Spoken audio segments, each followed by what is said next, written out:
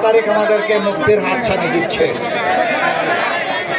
54 বছরে যে রাজনীতিতে পালাবদল করে অনেকেই চেষ্টা করেছেন, আমরা কারো আন্তরিকতার উপর কোনো প্রশ্ন উত্থাপন করতে চাই না। তারা তাদের যোগ্যতা দিয়ে যেটুকু পেরেছেন বাংলাদেশ এবং তার জনগণকে দিয়েছেন। কি দিয়েছেন, কি দিতে পারেননি, তার সব কিছুর সাক্ষী দেশের 18 কোটি মানুষ। আমি বললেও যা হবে, না বললেও তাই হবে। এখন আমরা চাচ্ছি অতীতে যা হয়েছে হয়েছে, নতুন একটা বাংলাদেশ আমরা গড়ে তুলতে চাই। বলবেন এ আবার কোন বাংলাদেশ? যে বাংলাদেশের মানচিত্রে আমরা বসবাস করছি এইটা মানচিত্র বদলে যাবে না? মানচিত্র বদলাবে না, তার খাসলত বদলাবে।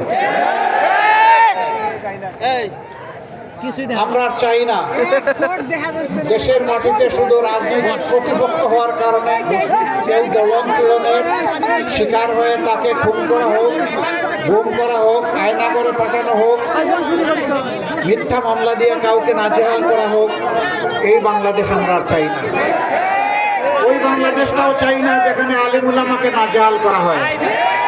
ওই বাংলাদেশটাও চাই না যেখানে বিভিন্ন সংখ্যালঘু সম্প্রদায়ের ভাই বোনদের উপর নির্যাতন করা হয়। আমরা ওই বাংলাদেশটাও চাই না যেখানে হাজার হাজার লাখো লাখো শিক্ষিত বেকার যুবকের মিছিল হয়। ওই বাংলাদেশও আমরা চাই না যেই বাংলাদেশে বিচার অর্থের বিনিময়ে বিক্রি কিনে হয়। ওই বাংলাদেশ আমরা চাই না যার পকেটের জোর নেই, যার বাহুতে বল নেই, যার গোষ্ঠীর বল নাই অথবা দলীয় শক্তি নাই, তার কোনো বিচার নাই। ওই বাংলাদেশ চাই না। ওই বাংলাদেশ চাই না শিশু জন্ম নেওয়ার পরে শুধু গরিবের ঘরে জন্ম নিয়েছে, এই কারণে তার শিক্ষা দীক্ষার কোনো ব্যবস্থা হবে না, সেই বাংলাদেশ চাই না। গরিবের ঘর থেকে বের হওয়া মেধাবী সন্তানের তার মেধার বিকাশ করে আগামীতে সে হবে বাংলাদেশের প্রধানমন্ত্রী, সেই বাংলাদেশ চাই।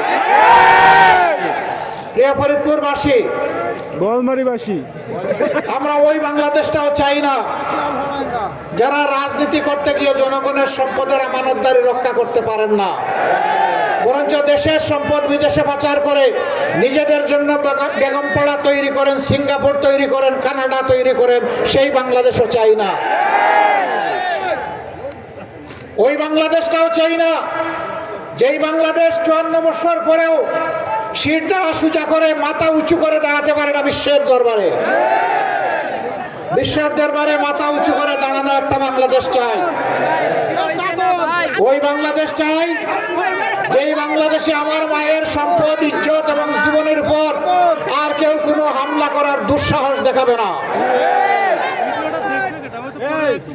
ওই বাংলাদেশটা আমরা চাই যেখানে রাষ্ট্রের সমস্ত কর্মকর্তা কর্মচারী জনগণের জন্য নিবেদিত প্রাণ হয়ে কাজ করবেন, কোন জালিমের কোনো প্রেসার বা চাপের তোয়াক্কা করবেন না। আমরা সেই বাংলাদেশটা চাই যেই বাংলাদেশে ন্যায় বিচার এমন ভাবে কায়েম হবে যেখানে সাধারণ একজন মানুষ নির্দিষ্ট কোনো অপরাধ করলে বিচারের আওতায় এনে তাকে যে শাস্তি দেওয়া হবে, দেশের প্রধানমন্ত্রী কিংবা প্রেসিডেন্ট হয়ে তিনি যদি একই অপরাধ করেন তাকেও এ দেশের আইন ছাড় দিয়ে কথা বলবে না।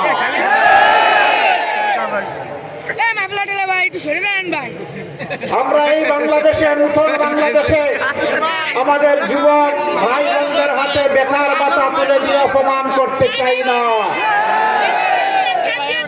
24 জুলাই দাবি তুলেছিল আমার মেধার স্বীকৃতি দাও, আমার হাতে আমার কাজ তুলে দাও।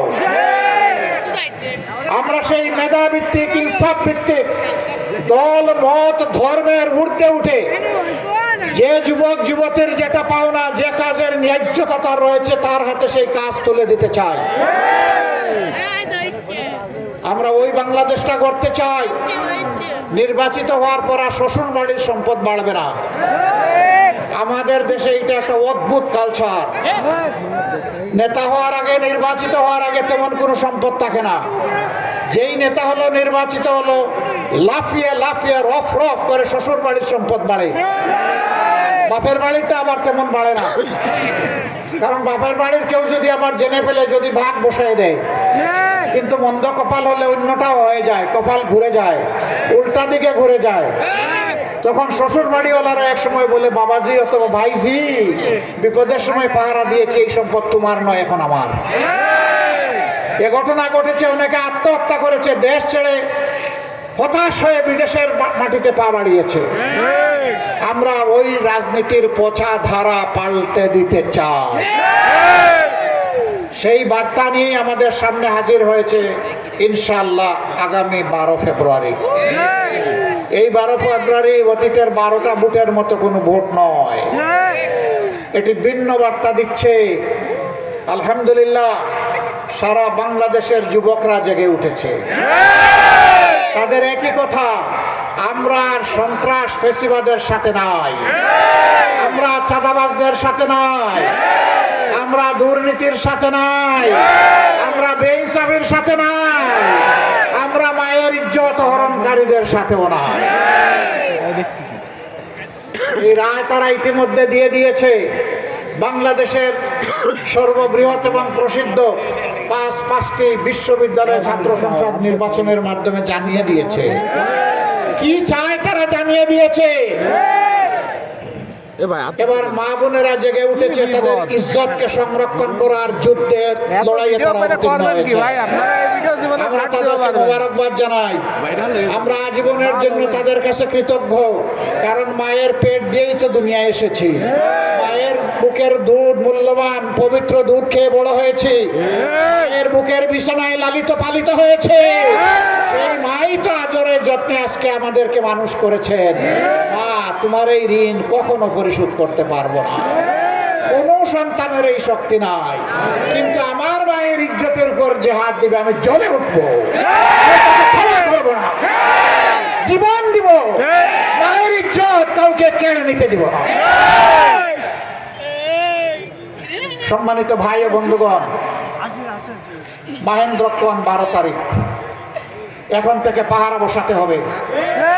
আসমান কিংবা জমিন থেকে, আসমান থেকে চিল নামতে পারে, কালো চিল, ছু মেরে বুট নিয়ে নেওয়ার জন্যে। জমিন থেকেও শুরু হয়ে যেতে পারে কোনো ধরনের অপতৎপরতা। মহান আল্লাহ তাআলার দরবারে আশ্রয় চাই এই 2 ওয়াসওয়াসা থেকে। আল্লাহ আমাদেরকে রক্ষা করুন। তোমরা ঘুমিয়ে পড়েছো? ঘুমিয়ে পড়েছো? জেগে থাকতে হবে। আমার বুট আমি দিব, তোমারটাও আমি দিব, এই স্লোগান শেষ। যার বুট সেই দিবে। এই বুটের পর কেউ যদি হাত পাড়ায়, কালো চিল হয়ে আসে, ডানা খুঁড়ে ফেলতে হবে, রুখে দিতে হবে। কোনো কিছু আবার তাইরে নাইরে বরদাস্ত করা হবে না। জনগণের ভোটের মাধ্যমে যে নির্বাচিত হবে, আমরা দেহ মন প্রাণ সব কিছু উজাড় করে তাদেরকে অভিনন্দন জানাবো। এর বাইরে গিয়ে কোনো কিছু আমরা মেনে নেব না, ইনশাআল্লাহ। ফরিদপুরবাসী ঠিক আছেন তো? শেখ ফরিদ সাহেবের এলাকার মানুষ ইনশাআল্লাহ। বহু এলাকার অনেক সমস্যা রয়েছে, আমরা কথা দিচ্ছি। মহান আল্লাহ রাব্বুল আলামিন জাতির আমানতের বোঝা যদি আমাদের ঘাড়ে রাখেন, তাহলে ইনশাআল্লাহ আমরা আপনাদের সাথে বেইনসাফি করব না। এখানে যাকে আমরা দিয়েছি, আমাদের জানা মতো অত্যন্ত দক্ষ অভিজ্ঞ একজন ভালো মানুষকে আমরা উপহার দিয়েছি ক্যান্ডিডেট। 12 তারিখের প্রথম ভোট হবে গণভোট ইনশাআল্লাহ। কি হবে সেইটা? কি হবে? হ্যাঁ মানে বাংলাদেশ, না মানে গোলামি। আজাদি না গোলামি, আজাদি না গোলামি। ইনশাআল্লাহ প্রথম ভোট হা। ইনশাআল্লাহ সারা দেশবাসী হাকেই বিজয়ী করবে ইনশাআল্লাহ। তাহলে বাংলাদেশ রাস্তা খুঁজে পাবে। ওই নতুন বাংলাদেশের জন্ম হবে হা ভোটের মধ্য দিয়ে। সেই নতুন বাংলাদেশ চালানোর জন্য ইনসাফ ভিত্তিক একটা রাষ্ট্র কাঠামো আমাদের লাগবে। আমি আজকে বার্তা দিতে এসেছি, আমি জামাতে ইসলামীর বিজয় চাই না, আমি 18 কোটি মানুষের বিজয় চাই। আমি কোন দলের সরকার চাই না, কোন পরিবারতান্ত্রিক সরকার চাই না, কোন গোষ্ঠীতান্ত্রিক সরকার আমি চাই না। আমি চাই জনগণের সরকার। আমি চাই ঐক্যবদ্ধ বাংলাদেশ। আর ধর্মে বর্ণে জাতিকে বিভক্ত করার সুযোগ আমরা কাউকে দিব না ইনশাআল্লাহ। এ বাংলাদেশকে সকল ধর্মের বর্ণের মানুষকেই ফুলের বাগানের মতো ইনশাআল্লাহ আমরা সাজাবো। 5 আগস্টের পরে আপনারা দেখেছেন আমরা যেমন মসজিদ পাহারা দিয়েছি, তেমনি মন্দির পাহারা দিয়েছি, তেমন মঠ পাহারা দিয়েছি, তেমন চার্চও আমরা পাহারা দিয়েছি। কারণ ধর্মীয় প্রতিষ্ঠানগুলো স্ব ধর্মের কাছে অত্যন্ত গুরুত্বপূর্ণ এবং পবিত্র। এ নিয়ে কেউ বাড়াবাড়ি করুক আমরা মোটেই পছন্দ করি না। 5 তারিখের পর থেকে যেভাবে আমরা পাশে ছিলাম, আমরা আল্লাহর উপর ভরসা করে বলতে চাই আগামীর বাংলাদেশ আমরা সবাই মিলে গড়ব, কোনো বিভক্তি কাউকে করতে দেব না। স্ব ধর্মের লোকেরা তাদের মনের মাধুরী মিশিয়ে তারা তাদের ধর্মীয় কাজ করবে, সেখানে অন্য কেউ বাধা দেওয়ার দুঃসাহস দেখাতে পারবে না। আর আমাদের মাইনরিটি যে ভাই বোন বলা হয়, তাদের সম্পদের দিকে কেউ লাল চোখ দিয়ে তাকাতে পারবে না। রাষ্ট্র তার চোখ খুলে ফেলবে। তোমার কোনো অধিকার নেই কোন নিরীহ মানুষের দিকে মন্দ চোখ দিয়ে তাকাবার, কারো সম্পদে থাবা বসাবার, দেশ থেকে তাড়িয়ে দেওয়ার কোন অধিকার কারণে এ রাষ্ট্র, এ সংবিধান আমাকে যে অধিকার দিয়েছে, প্রত্যেকটি হিন্দু, বৌদ্ধ, খ্রিস্টান ভাই বোনকেও সমান অধিকার দিয়েছে। আমরা এতে কোনো কম্প্রোমাইজ করতে পারবো না। কেউ খুশি হোক বেজার হোক, এটা তাদের ব্যাপার। আমরা সেই সামনের বাংলাদেশ চাই ইনশাআল্লাহ। এবার আমি ইনসাফের প্রতীক দাঁড়িপাল্লা আমাদের প্রিয় ভাই, সম্মানিত ভাই জনাব অধ্যাপক ডক্টর মোহাম্মদ ইলিয়াস সাহেবের হাতে তুলে দিচ্ছি। ইনশাআল্লাহ প্রতীক আছে, জুড়ে সুরে আকাশ বাতাস আত্মীয় দাও ইনশাআল্লাহ।